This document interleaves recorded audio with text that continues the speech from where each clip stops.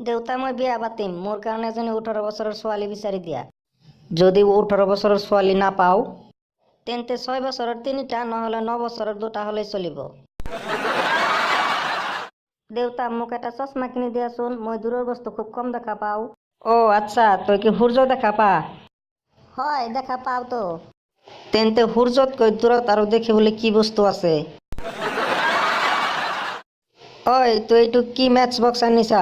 এটাওতো নজ্বলে। কি দেউতা, মইতো সকলোকেইটা এটা এটাকৈ জ্বলাই চেক কৰি লৈ আহিছোঁ। আচ্ছা টিংকু, তই যদি এইবাৰো পৰীক্ষাত ফেল কৰা মোক আৰু তই দেউতা বুলি মাতিব নোৱাৰা, কৈ দিলো কিন্তু।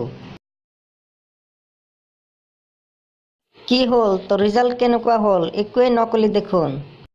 মই খুব দুখিত পাঠক চাহাব। টিংকু, তোৰ পৰীক্ষা কেনেকুৱা হ'ল? বহুত ভাল হৈছে দেউতা, মাত্ৰ এটা উত্তৰ ভুল হৈছে।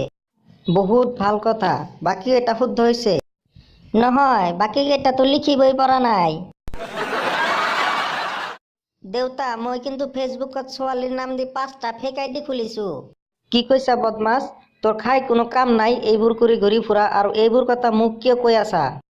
তুমি যে যোৱা 1 মাহ ধৰি গীতা চৌধুৰী নামৰ ছোৱালীজনীক পটাবলৈ চেষ্টা কৰি আছা, সেইটো কিন্তু মই।